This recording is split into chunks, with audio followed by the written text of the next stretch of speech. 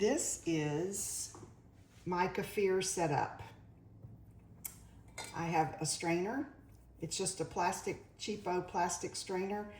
A lot of information on the internet says to avoid stainless steel, but it's only in contact with the strainer for, a minute. So that's not critical. It's only if it stays in contact with it for a long time. So don't buy a special strainer, but you do need kind of a fine strainer like this. I use this kind of spatula to press the liquid out of the grains, and I strain into a quart measuring cup, but it doesn't matter what you strain into. It doesn't matter how much you make. The process is still the same. I usually make a quart. So this is the fermented milk. You can see how it's breaking apart. You can see those that's clear, those clear spaces, that's whey. Let's see if I can get it kind of close. And that's what you're aiming for when the early fermentation. The longer you let it ferment, the more it breaks apart, so that instead of these little places that are broken apart, you might end up with a bigger section, or you might end up completely clear and the what looks like sour cream down here. So it's strictly up to you how much you want to ferment it, but this is usually how I do mine. So I've had this in the refrigerator for 2 weeks now because I was gone. I was visiting Tony and Bree. So I usually don't put the lid on super tight because it does produce carbon dioxide gas, but I think it has to be really intensely fermenting to pop the lid. So this is what the Kefir grains look like when you take the lid off, and they look a little dry. So what I usually do is I mush them up a little bit just to get them, because if you don't kind of mix them up a little bit and you pour it into the measuring cup, it'll go bloop and make a mess. It'll scatter all over everywhere.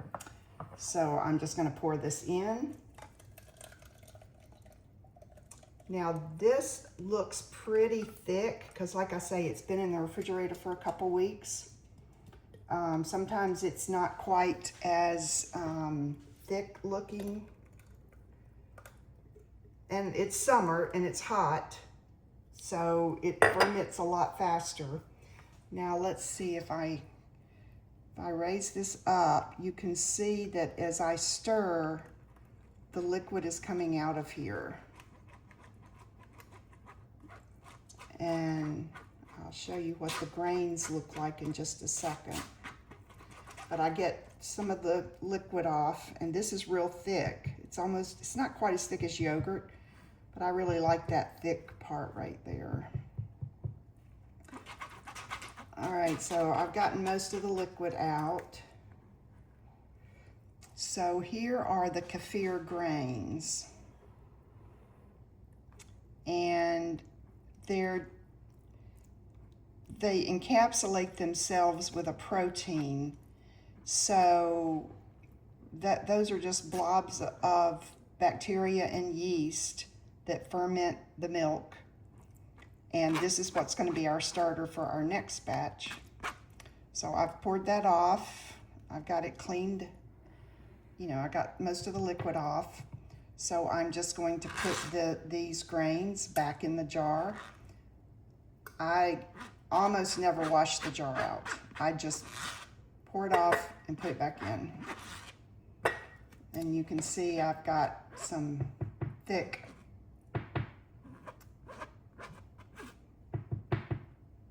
some of the Kefir on the back of the strainer, so I'm just trying to get all that off. And then, so this is my Kefir, already done. And I saved I bought the, what's it called? Lifeway Kefir I don't know, back in January. And I've just been using this jar as my Kefir container. So I just pour that back in the, you can see it's got some thick to it. This is probably a little thicker than usual because it did ferment in the refrigerator for 2 weeks. And again, it's up to you if you like it really fermented, if you like it thinner. It's just strictly up to you.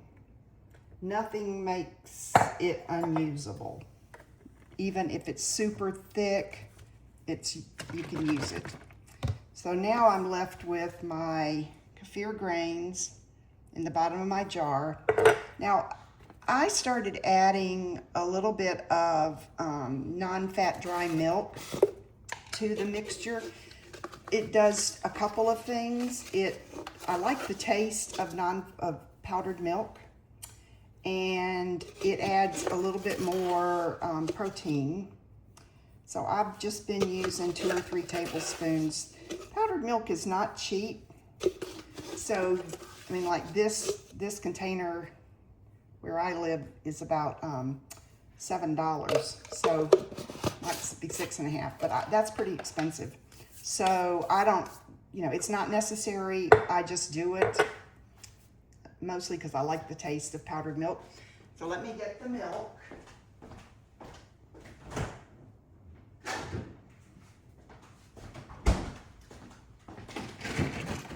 And I pour in my milk into my quart jar.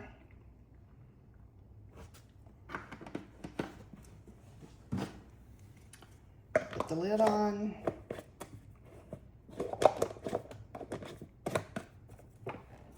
Shake, shake, shake, because you want that bacteria exposed to the milk. You want to move it around a little bit. And, I got the lid on too tight. Okay, that's it. That's all there is to it. So in the summer, this would probably ferment in my kitchen, which is about 76 degrees. It would probably ferment in about 3 to 4 hours. Fermentation is dependent on temperature and how many grains you have. That's a fair amount of grains in there. And of course, the longer you ferment, or the more cycles you go through with this, the more grains you're gonna have. So you'll get to the point where you've got so many grains, fermentation takes place really quickly. So you can take some of the grains out, you can eat them, you can feed them to your dog, you can give them to a friend to do kefir, or you can throw them out, whatever you want to do. And so in the summer, what I do usually is I put my grains in my fresh milk in the refrigerator and leave it for however long it takes for us to drink this amount of kefir. And so a few hours before I'm gonna need to replenish this, I pour this off, or I bring it out of the refrigerator, I let it sit at room temperature, and then I pour it off and start the cycle again. In the winter, I found you can leave it at room temperature much longer than you can in the summer. It goes really fast in the summer.